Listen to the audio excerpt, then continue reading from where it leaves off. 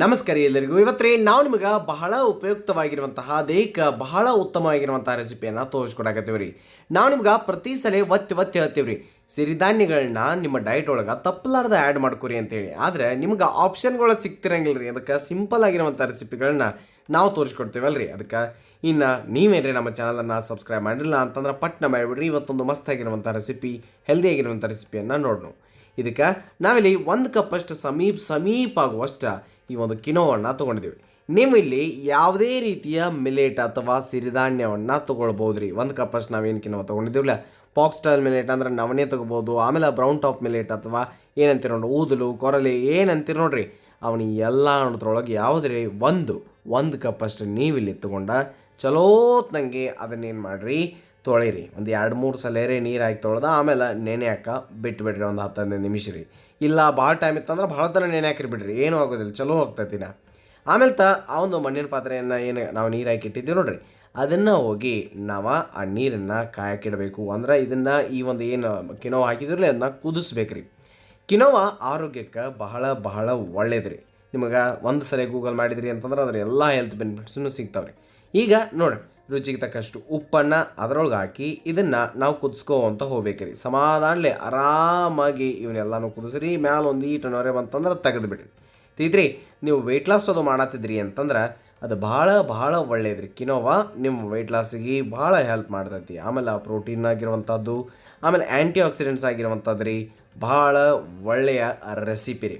ನೋಡಿರಿ, ಈಗ ಈ ಒಂದು ಎಲ್ಲ ಏನು ನಾವು ಕುದಿಸಾಕೆ ಇಟ್ಟಿದ್ವಿ ನೋಡ್ರಿ, ಅದು ಸ್ವಲ್ಪ ಚೆಂದಂಗೆ ಕುದ್ದಾವು ಈ ರೀತಿಯಾಗಿ ಕಾಣ್ತೈತಿ. ನಿಮ್ಗೆ ಏನ್ರನ್ನ ನೀವು ಯಾವುದೇ ಸಿರಿಧಾನ್ಯದಿಂದ ಮಾಡಿರೂ ಅದನ್ನು ಚಲೋತ್ತಂಗಿ ಕುದಿಸ್ಬೇಕು. ಅದು ಭಾಳ ಇಂಪಾರ್ಟೆಂಟ್ ರೀ. ನೋಡಿರಿ, ಗ್ಯಾಸ್ ಮಣ್ಣಿನ ಪಾತ್ರೆ ತೊಗೊಂಡ್ರಿ ಅಂತಂದ್ರೆ ನೀವು ಗ್ಯಾಸ್ ಆಫ್ ಮಾಡಿರೂ ಅದು ಕುದಿತೈತಿ. ಅದರ ವಿಶೇಷತೆ ಭಾಳ ಚಲೋತ್ತಂಗಿ ಈಸಿಯಾಗಿ ಆಮೇಲೆ ಕಡಿಮೆ ಇಂಧನದೊಳಗೆ ಮಣ್ಣಿನ ಪಾತ್ರೆ ಒಳಗೆ ಅಡುಗೆಗಳನ್ನು ಮಾಡ್ಕೊಳ್ಬೋದು ರೀ. ಈ ರೀತಿಯಾಗಿ ನೀವು ಇವೆಲ್ಲನೂ ಏನು ಮಾಡಿರಿ, ಚಂದಂಗಿ ಕುದಿಸ್ರಿ. ಆಮೇಲೆ ಏನು ಮಾಡಿರಿ, ಒಂದು ಪ್ಲೇಟೋ ಅಥವಾ ಒಂದು ಏನರ ಮುಚ್ಚಿ ಬಿಟ್ಬಿಡ್ರಿ. ಅದನ್ನು ತಣ್ಣಗಾಗಕ್ಕೆ ನೀವು ಬಿಡಬೇಕಾಗೈತಿ. ನಾನು ನಿಮಗೆ ಪ್ರತಿ ಸಲ ಏನು ಹೇಳ್ತೀನಿ ರೀ, ಸಿರಿಧಾನ್ಯಗಳನ್ನ ಆ್ಯಡ್ ಮಾಡಿರಿ ಅಂತಂದ್ರೆ ದಿನ ಸಿರಿಧಾನ್ಯ ತಿನ್ನೋಕೆ ಆಗೋದಿಲ್ಲ. ನಿಮ್ಮ ಕೈಲೂ ಆಗೋದಿಲ್ಲ, ನಮ್ಮ ಕೈಲೂ ಆಗೋದಿಲ್ಲ, ಆಯ್ತು ರೀ, ಒಪ್ಕೊಳ್ಳೋಣ. ಆದರೆ ವಾರದಾಗ 2-3 ಸಲ ಸಿರಿಧಾನ್ಯಗಳನ್ನ ಒಂದು ಊಟದಾಗರೆ ನೀವು ಆ್ಯಡ್ ಮಾಡ್ಬೋದು. ಮಾಡಿರಿ, ಅದು ಭಾಳ ಒಳ್ಳೇದು. ಆಮೇಲೆ ಒಂದು ಗಡಿಗೆ ಒಳಗೆ 1 ಕಪ್ಪಷ್ಟು ಮೊಸರನ್ನ ತೊಗೊಂಡು ಅದಕ್ಕೆ 1 ಕಪ್ಪಷ್ಟು ನೀರನ್ನು ಹಾಕಿ ಕಡಿನು, ಚಲೋತ್ನಂಗೆ ಕಡಿನು. ಅಂದ್ರೆ ಬಿಸಿಲದಿಂದಾಗ ಅಥವಾ ನೀವು ಉಷ್ಣತೆಯಿಂದ ಬಳಲ್ತಿದ್ರಿ ಅಂತಂದರೆ ಈ ರೀತಿಯಾಗಿ ಮಾಡ್ಕೊಂಡು ತಿನ್ಬೋದು. ಶುಗರ್ ಇದ್ದವರು ತಿನ್ಬೋದ್ರೆ ಬಹಳ ಒಳ್ಳೆಯವಾಗಿರುವಂತಹ ಉತ್ತಮವಾಗಿರುವಂತಹ ರೆಸಿಪಿ ರೀ.